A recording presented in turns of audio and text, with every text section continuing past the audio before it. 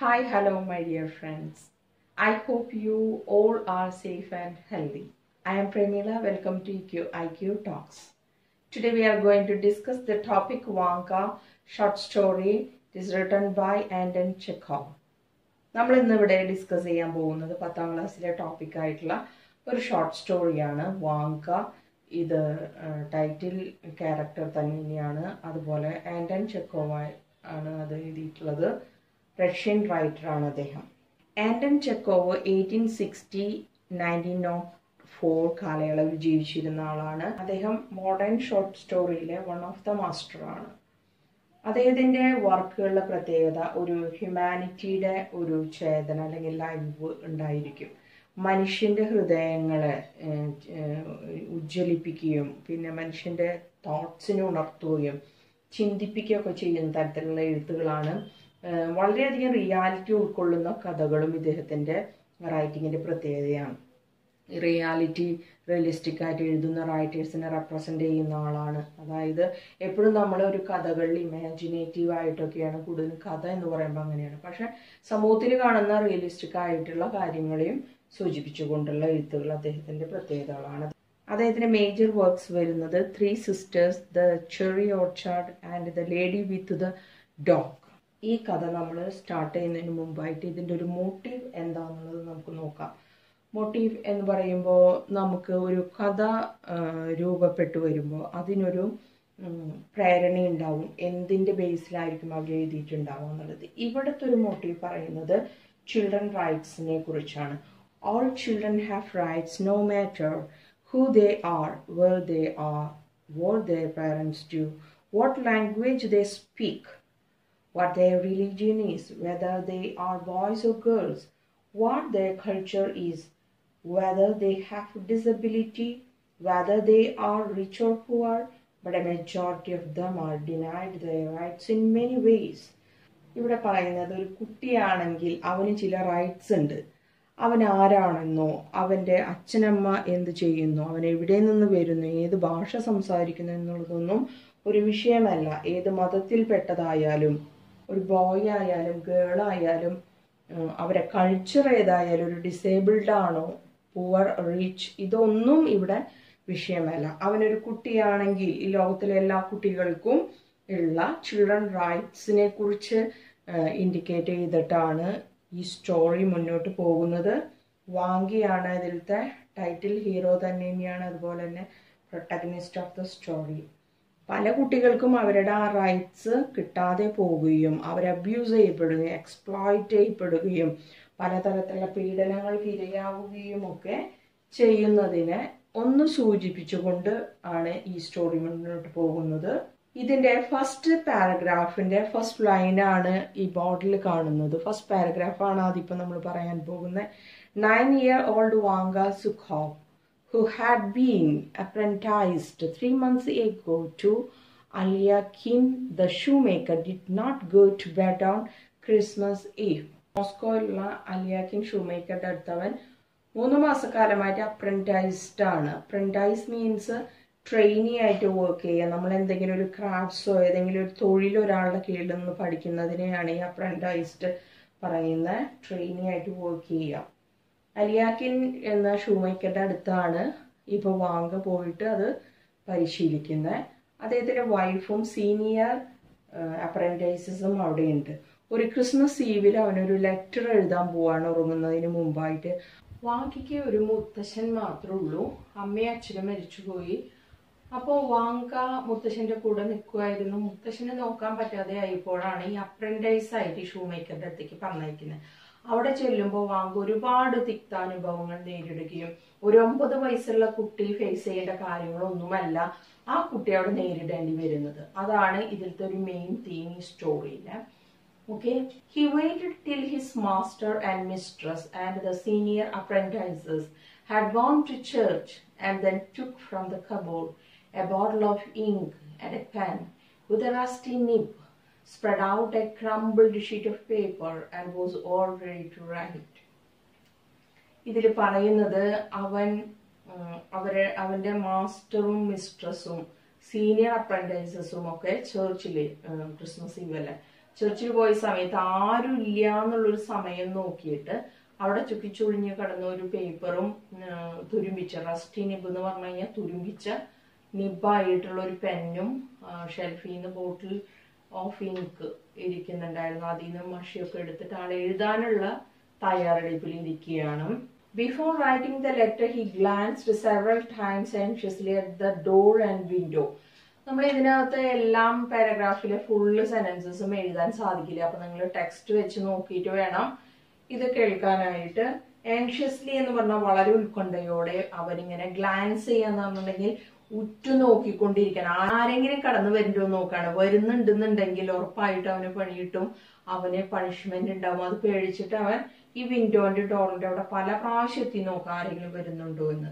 And also peered at the dark icon. Icon എന്ന് ഉദ്ദേശിക്കുന്നത് ഒരു പെയിന്റിങ് അല്ലെങ്കിൽ മരത്തിൽ കൊത്തി വെച്ചിട്ടുള്ള ഒരു പിക്ചറാണ്. ആ പിക്ചറിന്റെ അവിടേക്കും അവനെ എത്തി നോക്കുന്നുണ്ട്. പിയേർഡ്, എത്തി നോക്കുക, തുറിച്ചു നോക്കുക. അപ്പൊ ഇവിടെ ലാസ്റ്റ് കുറച്ച് വേർഡ്സ് കാണാം. ഐക്കൺ, കാബ്ലസ് ലാസ്റ്റ്, ടെൻഷ്യസ്ലി എന്നൊക്കെ. അതില് കാബ്ലസ് ലാസ്റ്റ് എന്ന് പറയുന്നത് ഒരു മെറ്റലാണ്, നല്ല കനത്തിലുള്ള ഇരുമ്പിന്റെ ഒരു മെറ്റൽ. അതിന് 3 സൈഡിലേക്ക് ഇങ്ങനെ ശാഖ പോലെ ഉണ്ടാകും. ഈ ചെരുപ്പൂത്തികളുടെ കയ്യിലൊക്കെ നമ്മൾ കണ്ടിട്ടുണ്ടാവും. അപ്പൊ ഷൂ മേക്കറുടെ കയ്യിലും അത്തരത്തിലുള്ള കളക്ഷൻ ഒക്കെ ഉണ്ടാവും. അത് വെച്ചിരിക്കുന്ന ഷെൽഫ് ഈ ഐക്കൺ, ഡാർക്ക് ഐക്കൺ പറഞ്ഞില്ലേ, പെയിന്റിംഗ് ഒക്കെ ഉള്ള ഒരു ഷെൽഫിലാണ് വെച്ചേക്കണത്. അത് ആ ഡോറിന്റെ ഭാഗത്താണ്. അങ്ങോട്ട് ഉറ്റു നോക്കിക്കൊണ്ടിരിക്കണം ആരെങ്കിലും വരുന്നുണ്ടോ എന്ന് പേടിച്ചിട്ട്. കാരണം വന്നു കഴിഞ്ഞു കഴിഞ്ഞാൽ പിന്നെ ഒരിക്കലും അവന് ഇതിൽ ഒരു മോചനം കിട്ടില്ല എന്ന് മാത്രമല്ല വളരെ ബ്രൂട്ടലായിട്ട് അവൻ പണിഷ് ചെയ്യപ്പെടുന്നുള്ള ഒരു ഭയം കൊണ്ട് ആ കൊച്ചിങ്ങനെ നോക്കുകയാണ് ആരെങ്കിലും വരുന്നുണ്ടോന്ന്. അങ്ങനെ നിലത്ത് മുട്ടുകുത്തി, നെൽറ്റ് എന്ന് പറഞ്ഞാൽ മുട്ടുകുത്തി, ആ ടേബിളില് ചുരുട്ടി കൂട്ടിയ പഴയ പേപ്പർ വെച്ചിട്ട് ഇവൻ എഴുതാൻ സ്റ്റാർട്ട് ചെയ്യാണ്. Dear Granddad Konstantin Makarich, he wrote, I am writing a letter to you. I send you Christmas greetings and hope God will send you his blessings. I have no father and no mummy and you are all I have left. ഇതിലെന്താ പറയുന്നത്? അവന്റെ grand പാ Konstantin മെക്കാറിച്ച്, അദ്ദേഹത്തിന്റെ പേരാണ്. അത് mention ചെയ്തിട്ട് letter introduction കൊടുക്കാണ്. I am writing a letter to you. ഞാനൊരു ലെറ്റർ എഴുതാണ് മുത്തച്ഛന്. എല്ലാ ക്രിസ്മസ് ആശംസകളും അറിയിക്കുന്നു. ദൈവാനുഗ്രഹങ്ങൾ ധാരാളമായിട്ട് നിങ്ങൾക്ക് ഉണ്ടാകട്ടെ, മുത്തശ്ശന് ഉണ്ടാകട്ടെ എന്ന് അവൻ ബ്ലസ് ചെയ്യാണ്. എന്നിട്ട് പറയാണ്, ഞാൻ അച്ഛനമ്മയില്ലാത്ത കൊച്ചാണ്, എനിക്ക് നിങ്ങൾ മാത്രമേ ഉള്ളൂ. ശരിക്കും അവന്റെ മനസ്സിന്റെ ഉള്ളിൽ ഒരു വലിയ തേങ്ങലുണ്ട്. അവൻ അനാഥനാണ്. ഈ മുത്തശ്ശനല്ലാതെ ഒരു ദുഃഖം പറയാൻ ലോകത്ത് ആരുമില്ല ആ കുഞ്ഞിന്. അപ്പൊ അവന്റെ വിഷമങ്ങൾ പറയാനായിട്ട് പോവാണ്. ഒരു ഇൻട്രോ ആയിട്ടുള്ള ഒരു ലെറ്ററിന്റെ ഭാഗമാണ് ഈ സെക്കൻഡ് പാരഗ്രാഫിൽ കാണിക്കുന്നത്. എക്സാം പോയിന്റ് ഓഫ് വ്യൂല് നോക്കുകയാണെങ്കിൽ വാങ്ക ഗ്രാൻഡ് പാക്ക് എഴുതുന്ന ലെറ്റർ എപ്പോഴും ചോദിക്കാറുള്ള വളരെ റെലവൻ്റ് ആയിട്ടുള്ള ഒരു ക്വസ്റ്റ്യൻ ആണ് ലെറ്റർ റൈറ്റിംഗ്. അപ്പോൾ അതിൽ പങ്ക്ച്വേഷൻ മാർക്സിനൊക്കെ വളരെയധികം ഇമ്പോർട്ടൻസ് ഉണ്ട്. ഇതിനകത്ത് തന്നെ നിങ്ങൾ നോക്കുകയാണെങ്കിൽ കാണാം, ഡിയർ ഗ്രാൻഡാഡ് കോൺസ്റ്റാന്റിൻ മെക്കാറിച്ച് എന്ന് കൊടുത്തിട്ടുള്ള ആ ഒരു ഇത്. അവിടെ ഡിയർ എന്ന് യൂസ് ചെയ്യുന്നത് ഇതൊരു ഇൻഫോർമൽ ലെറ്റർ ആണ്. പിന്നെ അദ്ദേഹത്തിന്റെ പേര് മെൻഷൻ ചെയ്യുന്ന കോമ ഇടുന്നതൊക്കെ അതിനകത്ത് വളരെയധികം ഇമ്പോർട്ടൻ്റ് ആണ് ലെറ്റർ എന്ന ആക്ടിവിറ്റിയിൽ. നെക്സ്റ്റ് പാരഗ്രാഫ് നോക്കാം. Wonka raised his eyes to the dark window pane. In his imagination, he distinctly saw his granddad, Konstantin Makarich. He was a night watchman on the estate of some gentlefolk called Sivarav.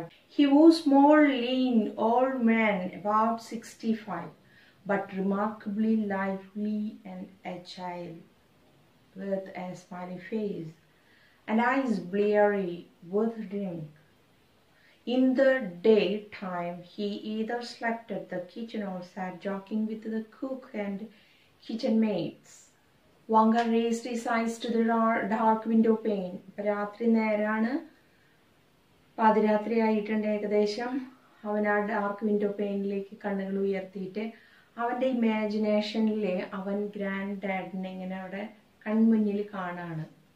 He was a night watchman. അദ്ദേഹം ഒരു night watchman ആയിട്ട് എസ്റ്റേറ്റിൽ work ചെയ്യാണ്. അദ്ദേഹം വളരെ ഒരു small lean old man ആണ്. ഒരു 65 ഏജുള്ള, ഉയരം കുറഞ്ഞ വണ്ണം കുറഞ്ഞ ഒരു പ്രായമുള്ള മനുഷ്യനാണ്.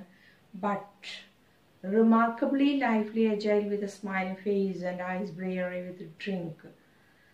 അദ്ദേഹം വളരെ ലൈവ്ലി ആണ്, എപ്പോഴും ഇങ്ങനെ ചിരിച്ചിരിക്കുന്ന ഒരു ഫേസ് ആണ്. പക്ഷേ ഈ മദ്യപിക്കുന്ന കാരണം കൊണ്ട് എപ്പോഴും ഒരു ഐസൊക്കെ ഇങ്ങനെ ചുമന്നിരിക്കും എപ്പോഴും. ഇൻ ദ ഡേ ടൈം ഒന്നുകിൽ ആള് പകൽ സമയത്ത് കിടന്നുറങ്ങുക, അല്ലെങ്കിൽ കിച്ചണിൽ പോയിട്ട് ജോക്സ് ഒക്കെ പറഞ്ഞ് ആ കുക്ക് ചെയ്യുന്ന അവിടെ കിച്ചൺ മെയ്ഡ്സിൻ്റെ അടുത്ത് തമാശകൾ പറഞ്ഞ് ചെലവഴിക്കുകയായിരിക്കും ചെയ്യുന്നുണ്ടാവുക. അതായത് വളരെ ഒരു ഹാപ്പിയും പിന്നെ ലൈഫ് വളരെ കൂളായിട്ട് കാണുന്ന ഒരു മനുഷ്യനാണ് ഈ grandpa. In the night he wrapped himself in a great sheepskin coat, walked round and round the estate, sound his rattle. ഇതിനകത്ത് നമ്മുടെ മുത്തശ്ശനെ കുറിച്ചിട്ടുള്ള കാര്യങ്ങളാണ്. അദ്ദേഹം വെയർ ചെയ്തിരിക്കുന്നത് ഒരു ഗ്രേറ്റ് ഷീപ്പ് സ്കിൻ കോട്ടാണ്. അതായത് ചെമ്മരിയാടിൻ്റെ രോമം കൊണ്ട് ഉണ്ടാക്കിയിട്ടുള്ള നല്ല കട്ടിയായിട്ടുള്ള തണുവ് നല്ല താങ്ങുന്ന ഒരു കോട്ടാണ് അദ്ദേഹം ധരിച്ചിട്ടുള്ളത്. Walked round and round the estate, ആ എസ്റ്റേറ്റിൽ മുഴുവനും രാത്രികാലങ്ങളിൽ ചുറ്റി നടക്കും. സൗണ്ട് ഹിസ് റാറ്റിൽ, റാറ്റിൽ എന്ന് പറഞ്ഞിട്ടുണ്ടെങ്കിൽ അതൊരു വുഡൻ ഒബ്ജക്റ്റ് ആണ്.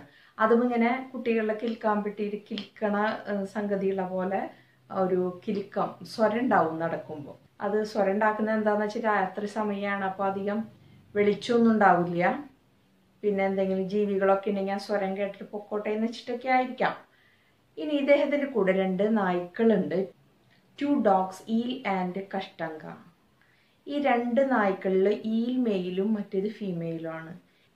2 dogs, eel and Kashtanga, would follow him with drooping heads. Drooping heads എന്ന് പറഞ്ഞാൽ ഇങ്ങനെ തല താത്തിയിട്ടിട്ട് മുത്തശ്ശൻ്റെ കൂടെ ഇങ്ങനെ നടക്കുകയാണ്. Eel was named on account of his black coat and long weasel-like body. Eel എന്ന് പറഞ്ഞു കഴിഞ്ഞാൽ ഒരു മത്സ്യത്തിൻ്റെ പേരാണ്.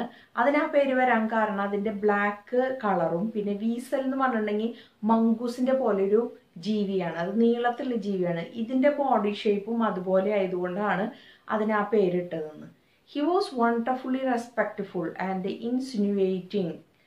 വളരെ റെസ്പെക്റ്റ് കൊടുക്കുന്നതും അതുപോലെ മറ്റുള്ളവരെ സ്നേഹവും ആ ഒരു തൃപ്തിയൊക്കെ പിടിച്ചു പറ്റാൻ കഴിവുള്ള ഒരു ഡോഗാണിതെന്നാണ് പറയുന്നത്. He had the same appealing glance on friends and strangers alike. ഒരേപോലെ സ്ട്രേഞ്ചേഴ്സിനും ഫ്രണ്ട്സിൻ്റെ കയ്യിൽ നിന്നും സ്നേഹം പിടിച്ചു പറ്റും. But he inspired confidence in no one. ഒരാൾക്കും ആ ഒരു കോൺഫിഡൻസ് ഉണ്ടാക്കാൻ പറ്റില്ല എന്ന് പറഞ്ഞു കഴിഞ്ഞാൽ ഇതിനെ പറ്റിച്ചിട്ട് ആർക്കും മറികടക്കാൻ പറ്റില്ല. His deferential manner and docility were pretexts for his cunningness and hostility. ഇത് ഒരു വളരെ റെസ്പെക്റ്റ്ഫുള്ളും വിധേയത്വം ഒക്കെയുള്ള ഒരു ഡോഗാണെങ്കിൽ തന്നെയും ഇത് ഭയങ്കര കണ്ണിങ് ആണ്, കൗശലക്കാരനുമാണ്, ശത്രുതാ മനോഭാവമുള്ള ആളാണെന്ന്. He was adept at stealing up to snap at a food. To snap at a food എന്ന് പറഞ്ഞു കഴിഞ്ഞാൽ ഒരു അവസരം കിട്ടിയാൽ ഇത് നല്ലതുപോലെ കക്കുന്ന ആളാണെന്ന്, മോഷ്ടിക്കുന്ന ഡോഗാണ്. Creeping into the ice room, ഒരു ഫ്രിഡ്ജ് പോലെ, പണ്ട് കാലത്ത് ഫ്രിഡ്ജൊന്നും ഇല്ലാതിരുന്നപ്പോൾ ഈ മീറ്റും ഫിഷൊക്കെ സൂക്ഷിച്ചു വെക്കാനായിട്ട് ഒരു കുഞ്ഞു റൂമിൽ നിറയെ ഐസാക്കി വെച്ചിട്ടുള്ള റൂമിനെ പറയുന്നതാണ്. സ്നാച്ചിങ്, സ്നാച്ചിങ് എന്ന് പറഞ്ഞാൽ പിടിച്ചെടുക്കുക. ഇത് ഈ ഐസ് റൂമിലൊക്കെ പോയിട്ട് കർഷകരുടെ പെസൻസ് ചിക്കനൊക്കെ അത് പിടിച്ചെടുക്കാറുണ്ട്.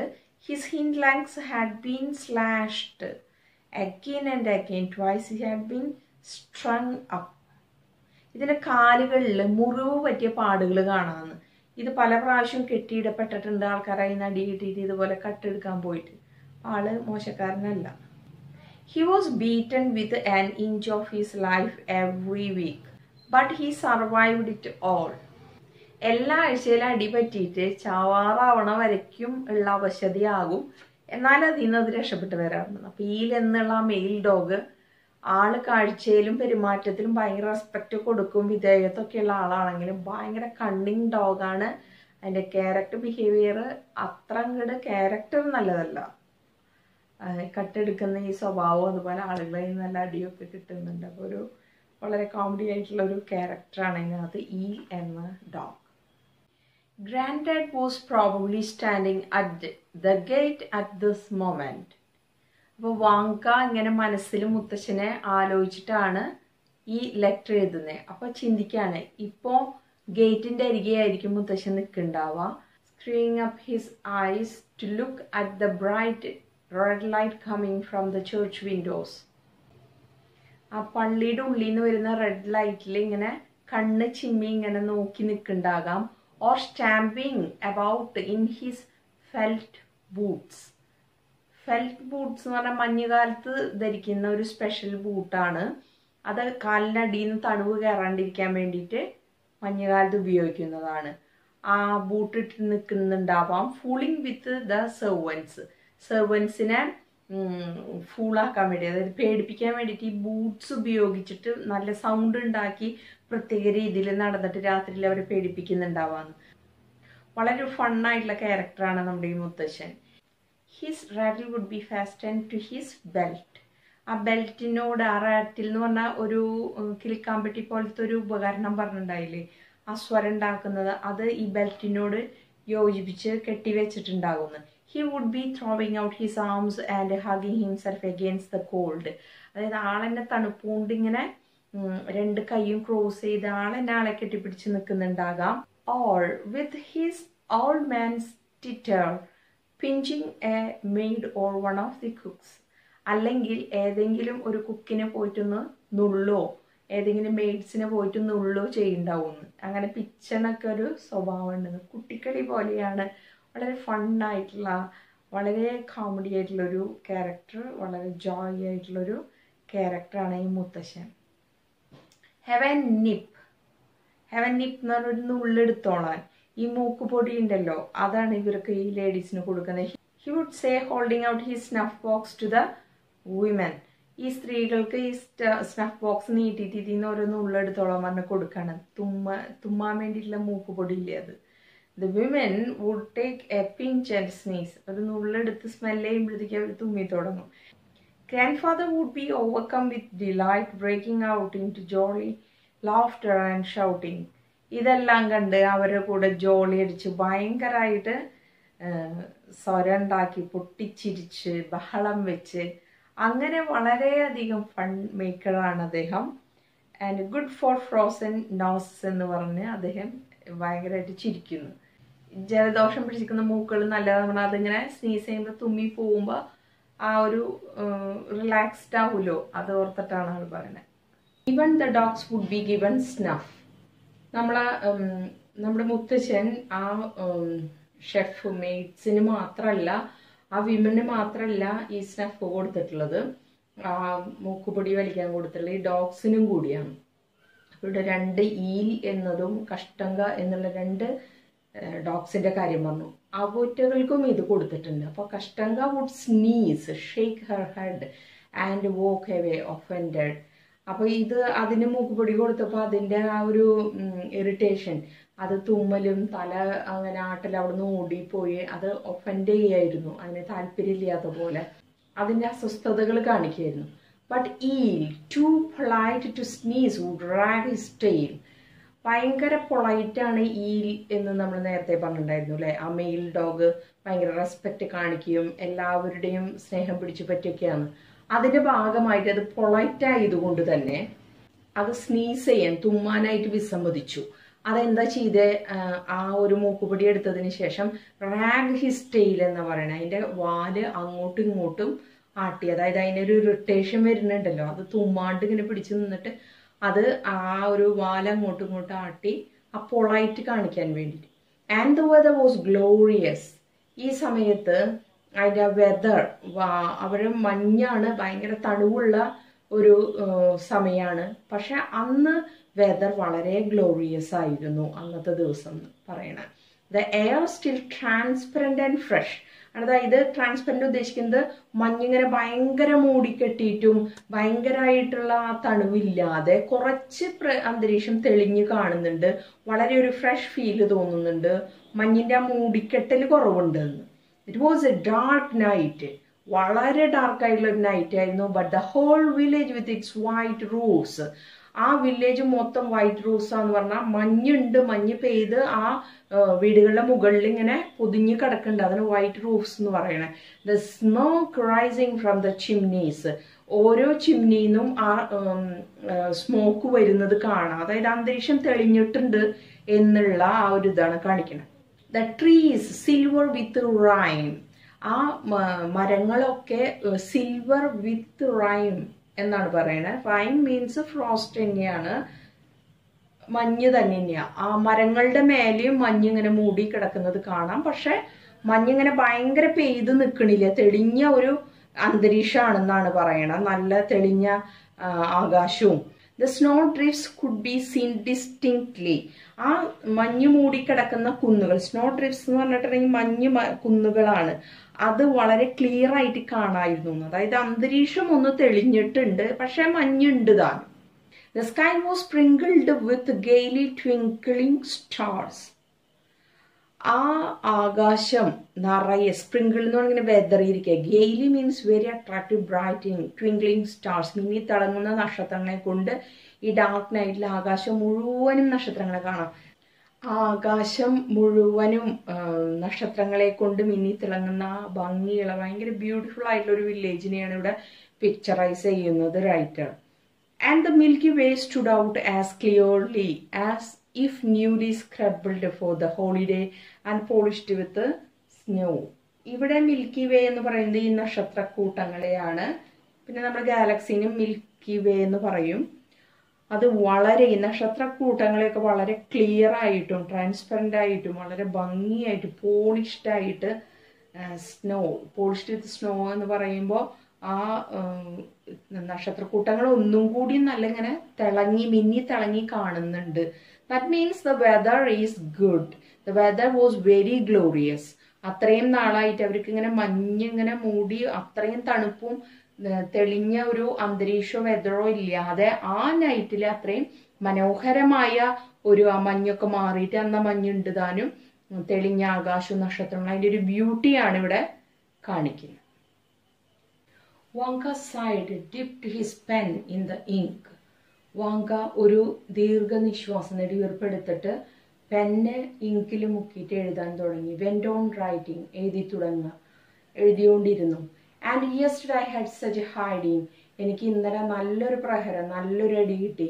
The master took me by the hair and dragged me out into the yard. Master എൻ്റെ മുടുക്കി പിടിച്ച് വലിച്ചഴച്ച് മുറ്റത്തേക്ക് കൊണ്ടുപോയി. And beat me with the stirrup strap, എന്നെ സ്റ്റിറപ്പ് സ്ട്രാപ്പ് ഉപയോഗിച്ചിട്ട് വളരെയധികം ക്രൂരമായി മർദ്ദിച്ചു, അടിച്ചു എന്നാണ് പറയുന്നത്. ഈ സ്റ്റിറപ്പ് സ്ട്രാപ്പ് എന്ന് പറഞ്ഞാൽ കുതിരപ്പുറത്ത് ഇരിക്കുന്ന നമ്മുടെ കാല് വെക്കാനുള്ള സ്ഥലം ഉണ്ടല്ലോ, അപ്പോൾ ആ സ്ഥലത്ത് കാല് വെക്കുന്നതിൻ്റെ അവിടെയുള്ളതിൻ്റെ അത് തൂക്കിയിടാനായിട്ടൊരു സ്ട്രാപ്പ് ഉണ്ട്. ആ സ്ട്രാപ്പ് ഉപയോഗിച്ചിട്ട്, അതായത് ഈ തൊകലിൻ്റെ ബെൽറ്റ് പോലത്തെയൊക്കെ, തൊകലിൻ്റെ നല്ല അടിയിട്ട് നല്ല വേദന എടുക്കണ പോലത്തെ തൊകലിൻ്റെ ഒരു സ്ട്രാപ്പാണത്. Because by mistake I went to sleep while rocking their baby. Reason ഇതായിരുന്നു, ഞാൻ അവരെ കുഞ്ഞിനെ ഉറക്കിക്കൊണ്ടിരിക്കുമ്പോൾ റോക്ക് ചെയ്യാന്ന് പറഞ്ഞിങ്ങനെ ആട്ടിക്കൊണ്ടിരിക്കാം. ആ സമയത്തോ പെട്ടെന്ന് ഉറക്കത്തിൽ പോയി. ഈ കുട്ടിക്ക് നേരത്തിന് കറക്റ്റ് ഭക്ഷണമോ അതിൻ്റെ പ്രായത്തിനേക്കാൾ കൂടുതലുള്ള ബേർഡനായിട്ടുള്ള ജോലികൾ ഇതൊക്കെ കൊടുത്തിട്ട് വളരെ ക്ഷീണിതനാണ്. രാത്രി കുട്ടിയുടെ കരച്ചിൽ കൊണ്ട് ആ കുട്ടിക്ക് ഉറക്കമില്ല. അത് കാരണം കൊണ്ട് അവൻ ഉറക്കത്തിൽ പെട്ടുപോയിട്ടുള്ളത്. And one day last week the mistress told me to get a herring and I began from the tail and she picked up the herring and rubbed my face with the head. എന്നിട്ട് പിറ്റേ ദിവസം ഉണ്ടായതെന്ന് വെച്ചാൽ mistress ഒരു മീനിനെ cut ചെയ്യാൻ, അതായത് herring kind of ഫിഷാണ്, അതിനെ കട്ട് ചെയ്തിട്ട് കറിക്ക് പാകത്തിന് അതിനെ ക്ലീൻ ചെയ്യുന്നതിനാണ് ഈ ഗട്ട് എന്ന് പറയുന്നത്. ആൻഡ് ഐ ബിഗാൻ, അതായത് ഈ കുഞ്ഞ് 9 വയസ്സുള്ളതിനെ എന്തറിയാം, അത് ടെയിലിൻ്റെ ഭാഗത്തുനിന്ന് ക്ലീൻ ചെയ്തു തുടങ്ങിയെന്നും പറഞ്ഞിട്ട് അതിനെടുത്തിട്ട്, ഈ ഫിഷിനെ എടുത്തിട്ട് അതിൻ്റെ മുഖത്ത്, അതിൻ്റെ മീനിൻ്റെ തല്ലുകൊണ്ട് അതിൻ്റെ മുഖത്ത് ഇങ്ങനെ ഉരച്ചു. അതർ അപ്രൻറ്റൈസസ് എന്ന് പറഞ്ഞാൽ സീനിയർ ആയിട്ടുള്ള കുറച്ച് വേറെ അപ്രൻറ്റൈസസും ഉണ്ട്. ആ ഫൺ മേക്കിംഗ് എന്ന് പറഞ്ഞിട്ടുണ്ടെങ്കിൽ ഇതിനെ കൊണ്ട് ഓരോന്ന് ചെയ്യിക്കുക. They send me to the tavern for vodka. Tavern means സത്രം പോലുള്ളൊരു സ്ഥലമാണ്, പക്ഷേ ഇറ്റ്സ് എ ബെവറേജ് ഓൾസോ. അവിടെ വോഡ്ക വാങ്ങിക്കാൻ വിടുക and make me steal the master's cucumbers. അതും കൂടാണ്ട് മാസ്റ്ററുടെ ക്യൂക്യുംബേഴ്സ് സ്റ്റീൽ ചെയ്യാനും ഇവനെ കൊണ്ട് ഇതൊക്കെ ചെയ്യിക്കുക. And the master beats me with the first thing he finds. Master ഇതറിയുമ്പോൾ നല്ല അടിയാണ്. അതായത് അയാൾക്ക് ദേഷ്യം വന്നു കഴിഞ്ഞാൽ എന്താണോ മുന്നിൽ കിട്ടുന്നത് അതെന്ത് സാധനമായാലും അതെടുത്തിട്ട് മാരകമായിട്ട് ഇതിനടിക്കും. And there is nothing to eat. ഇനി ഒന്നും ഭക്ഷണമാണെങ്കിൽ ഒന്നും തന്നെ പ്രത്യേകിച്ച് അവന് കഴിക്കാൻ കിട്ടുന്നുമില്ല. They give me bread in the morning and a gruel for dinner and in the evening bread again. അവർ മോർണിംഗിൽ ബ്രെഡ് കൊടുക്കും, ഉച്ചയ്ക്ക് കഞ്ഞി പോലത്തെ ഒരു ഭക്ഷണവും ഈവനിങ് വീണ്ടും ബ്രെഡാണ്. But I never get tea or cabbage soup. അതിന് തണുവുള്ള രാജ്യമായ കാരണം കൊണ്ട് തന്നെ ഒരു ചായയോ സൂപ്പോ ഒക്കെ കിട്ടാൻ അതിന് ആശയുണ്ട്. They gobble it all up themselves. അതൊക്കെ ആർത്തിയോടെ, ഗോബിൾ പറഞ്ഞു കഴിഞ്ഞാൽ ആർത്തിയോടെ അവര് കഴിച്ചവസാനിപ്പിക്കും. And they make me sleep in the passage. പാസേജിലാണ് ഇതിന് ഉറങ്ങാനുള്ള സ്ഥലം. And when the baby cries I don't get any sleep at all. എപ്പോഴും ബേബി കരയണം, കാരണം ഇവനാണ് റോക്ക് ചെയ്ത് കൊടുക്കാനുള്ള ഡ്യൂട്ടി. അപ്പോൾ ഇവന് ഉറങ്ങാൻ പറ്റുന്നില്ല. I have to rock it. Dear grand dad, for the dear lord sake take me away from here. ഗ്രാൻഡ് പായോട് പറയുന്നത് എങ്ങനെയും ദൈവത്തെ ഓർത്ത് ഇവിടുന്ന് കൊണ്ടുപോകണം. ഡിയർ ലോർഡ് സേക്ക് എന്നാൽ ദൈവത്തെ ഓർത്ത് തന്നെ ഇവിടുന്ന് രക്ഷപ്പെടുത്തണം, കൊണ്ടുപോകണം. Take me home to the village. എന്നെ വീട്ടിലേക്ക് കൊണ്ടുപോകണം. I can bear it any longer. ഇനി ഇത് കൂടുതൽ എനിക്ക് ഒട്ടും തന്നെ സഹിക്കാൻ പറ്റില്ല. Oh grand dad, I beg and implore you and I will always pray for you. നിങ്ങൾ എനിക്ക് ഗ്രാൻഡ് പാ എനിക്ക് ഇങ്ങനെ ഇവിടുന്ന് രക്ഷപ്പെടുത്തി ഇവിടുന്ന് വീട്ടിലേക്ക് കൊണ്ടുപോയാൽ ഞാൻ അതിനു വേണ്ടി കേണപേക്ഷിക്കുകയാണ് എന്നെ കൊണ്ടുപോകണമെന്ന്. അങ്ങനെയാണെങ്കിൽ ഞാൻ ഗ്രാൻഡ് പായ്ക്ക് വേണ്ടിയിട്ട് എപ്പോഴും പ്രേ ചെയ്യും. ഞാൻ യാചിക്കുകയാണ്. കാരണം അത്രമാത്രം പീഡനങ്ങൾ കൊണ്ട് ഒരു 9 വയസ്സുകാരനെ സഹിക്കാവുന്നതിൻ്റെ മാക്സിമം കഴിഞ്ഞിട്ട് ആ കുട്ടി എങ്ങനെയോ സർവൈവ് ചെയ്ത് അവിടെ നിൽക്കുകയാണ്. ആ വേദന സഹിക്കാൻ പറ്റാണ്ട് അവൻ എഴുതുന്നതാണിത്. To take me away from here or I will dye.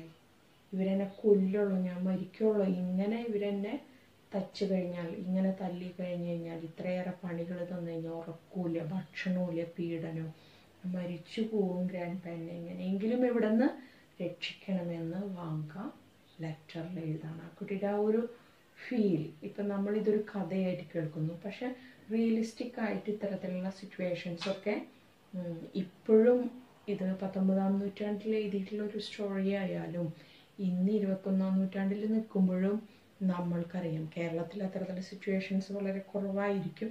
എങ്കിൽ തന്നെയും ലോകത്തിൻ്റെ പല ഭാഗങ്ങളിലും വാങ്കയെ പോലെ ഒരുപാട് പീഡനങ്ങൾ, അത് പെൺകുട്ടിയായാലും ആൺകുട്ടിയായാലും വളരെയധികം എക്സ്പ്ലോയിറ്റ് ചെയ്യുന്നുണ്ട് കുട്ടികളുടെ. അവരുടെ ചിൽഡ്രൻ റൈറ്റ്സിനെതിരെയായിട്ടും അവർക്ക് ഒരു കുഞ്ഞ് എന്നുള്ള ഇതിൽ കൊടുക്കേണ്ട പരിഗണനയോ വിദ്യാഭ്യാസമോ ഒന്നും കിട്ടാണ്ട് അവരെ മിസ്യൂസ് ചെയ്യുക, അബ്യൂസ് ചെയ്യുക, എക്സ്പ്ലോയിറ്റ് ചെയ്യുന്ന ഒരുപാട് കുഞ്ഞുങ്ങൾ ഈ ലോകത്തുണ്ട്. നമ്മളിത് കഥയായിട്ട് വായിക്കുമ്പോൾ നമുക്കത് കഥയാണെന്ന് തോന്നും, പക്ഷെ റിയലായിട്ടും ഇങ്ങനെയുണ്ട്, ഇപ്പോഴുമുണ്ട്. വാങ്കയുടെ ഈ സ്റ്റോറി നമ്മൾ ഫിനിഷ് ആയിട്ടില്ല. ഇതിൻ്റെ ഹാഫ് പോർഷനെ കഴിഞ്ഞിട്ടുള്ളൂ. ഇനിയും ഇതിൻ്റെ സ്റ്റോറി ഒരുപാടുണ്ട്. അപ്പോൾ അത് നമ്മൾക്ക് ഒരു വീഡിയോയിൽ ഉൾക്കൊള്ളിക്കാൻ പറ്റാത്തതുകൊണ്ട് ഇത് പാർട്ട് 1 ആയിട്ട് ഇവിടെ നമ്മൾ നിർത്താണ്. So thanks for watching. നിങ്ങൾക്ക് ഈ വീഡിയോ ഇഷ്ടമാവുകയാണെങ്കിൽ, ഇത് യൂസ്ഫുള്ളായിട്ട് തോന്നുകയാണെങ്കിൽ നിങ്ങൾ ലൈക്ക്, ഷെയർ, കമൻറ്റ് ചെയ്യുക. സബ്സ്ക്രൈബ് ചെയ്യാത്തവരാണെങ്കിൽ ചെയ്യുക. Then you also press the bell button. Thank you so much for watching. Stay blessed. Bye-bye.